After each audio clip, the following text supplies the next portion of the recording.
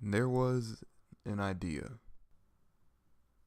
to bring together the Clover Kingdom's mightiest mages to see if they could become something more, so that when the kingdom needed them most, they could fight the battles that no one else could. And when the war was over and the battle was won, they would forever be known as the Avengers. Okay, so despite how cool the ending and beginning of the chapter actually were, for the most part, this chapter was kind of just set up for the upcoming war against the elves. I mean, seriously, for most of the chapter, we kind of just had the royal knights who actually weren't turned to elves, basically just sitting there like, all right, what now? Like, what do we do next? How are we going to fight against these people that basically we just barely escaped from? And it's kind of just like, all right, well, yeah, what is next? Exactly how are you guys going to fight against these people?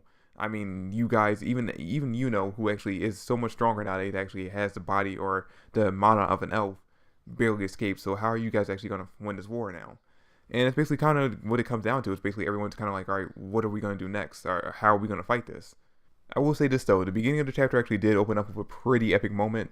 Alright, so we continue where the fight left off at the end of last chapter. We see that Lich actually was able to dodge Asta's attack, which, by the way, I don't know if I was the only was I the only one who didn't notice that Yuno actually flew up next to Asta at the end of last chapter?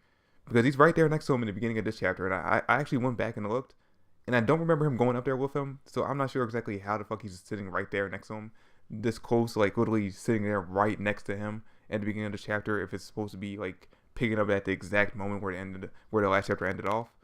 But anyway, he's right there next to him. We see that the Lich actually managed to dodge the attack, but it cost him that sword that he picked up at the beginning of the last chapter. He actually ends up getting it knocked out of his hand, and Asta actually picks it up. And we see that it starts to rust over with that demonic rust that all his earth swords have, which actually kind of answers the question I had from last chapter, was basically, can Asta get back the sword that Lich actually stole from him? Now, he didn't get back the Demon Door sword that Lich actually stole from him at the last chapter, but the fact that he's actually able to take Lich's sword and actually make it his own shows that, yeah, after Lich is defeated, he actually will be able to take his sword back. Now, kind of also answers my other question, basically assuming that Lich being defeated is an end of the series, that any ability that Lich has after he's defeated by Asta will kind of just transfer over to Asta, and that'll become like his new abilities and his new power-ups. So I'm actually looking forward to that once it actually happens, again, assuming that's not the end of the series. So once Asta actually steals the sword, Lich actually goes to counterattack. Now, Yuno was actually quick enough to actually put a wall of wind around himself, Asta and Mimosa, to block the attack, but still actually sent them flying out of the base. Like, seriously, the attack actually sent them flying through a hole that Lich makes with the attack out of the base. They actually go crashing down on the ground and actually knocks out Asta from the impact. Now, after we see that, we actually do get a moment with Lich and Lyre. By the way, we actually get a confirmation in this chapter that Lyre's name isn't actually Lyre, it's actually Raya, and that's actually confirmation from Tabata Yuki himself. But anyway, Lyre, or should I say Raya, actually tries to talk to Lich to say, hey, I mean, are you okay with losing your sword like that? And Lich at first is a little quiet, he doesn't say anything, so Raya's like, I guess you're still trying to figure out how to talk, huh? And then Lich actually speaks up and says, that grimoire no longer belongs to me now, so I have no use for it. Or something along those lines. So basically, this is him kind of like throwing away the grimoire and basically saying that he's not going to try to fight Asta over it anymore, I guess. So that kind of takes away Asta's importance from the rest of the elves, because the only reason why they captured him alive was because they needed his grimoire in order to pass it on to Lich. But since Lich basically says that grimoire no longer belongs to him, he's not going to actually be needed anymore. So I guess that makes Asta free reign to kill now.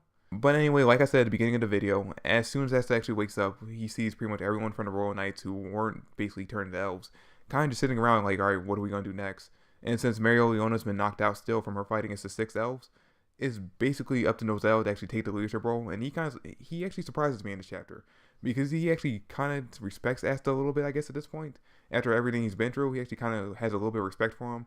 And he actually pulls out this magic item in order to heal Asta's wounds. And he's like, alright, listen, heal up now, because you see what's going on in the kingdom right now. You see all the smoking shit that's going on in the background. Yeah, we need to go figure out what the fuck's going on with that. And I'm assuming it's more elves. So get ready, because we're going to go fight them. And he actually kind of drops the bombshell that basically, yeah, despite the fact that they are former allies and our former, kingdom civilians, it doesn't matter. They're our enemies now. And if it comes to it, we're going to have to kill them. So, steel yourself for that. Basically, get ready to kill your former friends. And that's when actually Noel and Kirsch actually show up after fighting against Luck and actually managed to escape. And I was actually surprised when the two of them actually showed up, because since they weren't there when Asta woke up, I figured that meant, alright, they're still on the base, and my prediction for what's going to happen to the two of them actually was coming true.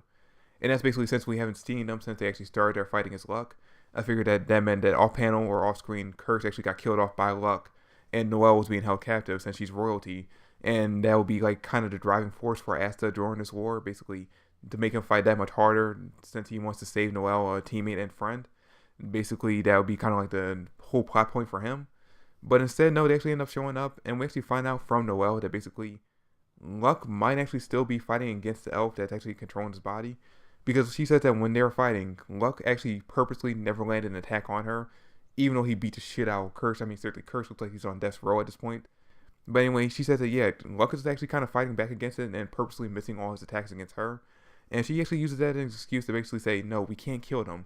These are our friends, and if they're still in there, if they have a chance of fighting back against the elves that are taking control of their body, just like Yuno did, then we have to take the chance and actually try to convince them to do that and try to help them out by giving them strength of will or basically whatever. And at first when I saw the scene, I was like, wait, why isn't Asta the one saying all this, saying that basically we need to try to help our friends take back their bodies from the elves instead of Noelle? And then I realized, alright, this is actually kind of like a character growth moment for Noelle. Because the last time we saw her and Nozel actually talk was when Nozel was actually belittling her and she actually kind of ran away scared of him. But now at this point, she's actually standing up for herself and actually going against what his orders were. Now that he's actually the one in charge, since Mario Leona's not conscious anymore, he's actually going against what he's saying and basically fighting back against her older brother, saying, no, you're wrong. We have to do this, not what you're saying. And the fact that considering the last time the two of them talked, she was so scared of him that she couldn't even really talk back against him, just goes to show that basically she's grown that much stronger as a character and that much more like confident in herself and her abilities. And that's pretty much where the chapter ends. Now, I'm assuming the next chapter we're actually going to check in with all the other elves or the other people that were turned into elves in the magic order. So I'm guessing, alright, we're going to see Gauche. We know he was turned into an elf when this whole thing happened. We know Charlotte was turned into an elf, so I'm actually looking forward to see what happens there. That's another captain that was actually turned into an elf. I'm a little bit interested to see exactly what's going on with Gauche's little sister Mary, because at this point she's too young to have a grimoire, so even if she was turned into an elf, then she wouldn't have any magic abilities to use against the people that's in her orphanage. So I'm assuming that Tabata Yuki wouldn't actually waste that opportunity of her turning an elf, even though she can't use magic abilities to attack them. And I'm hoping my theory about her actually turning into Witch's wife, Techia, is actually right, because I'm assuming that if he was trying to reincarnate everyone else, he would try to reincarnate his wife as well.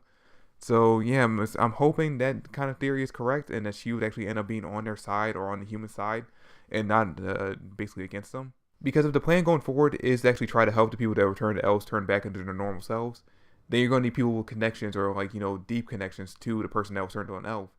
And really, even though he has actually grown closer to other members of the Black Wolves, the only person I can actually realistically see and help Gauche turn back into his normal self is his little sister Mary. So if she's actually been turned to an elf, then that plan actually kind of goes out the window because he's not going to actually do that. She's not actually going to be there to actually help him turn back into a human. Unless just a side of her actually helps him out, I don't know. I mean, it's Gauche. It probably could actually just seeing her actually could probably turn her back into a human. But we'll have to wait to see. But that's pretty much it for the chapter. Now I'm interested to see what happens with all the people that return to elves that we haven't been checking in with all this time. Can't wait to see what happens there. But yeah, that's it for the video. Thanks for watching. Hope you enjoyed. If you did, drop me a like, subscribe to the channel. I greatly appreciate it. Comment down below your thoughts and theories. I hope you guys liked that little intro I had in the beginning of the video. Took me way longer than I'd like to admit to actually record that. And I'll catch you guys later. Peace.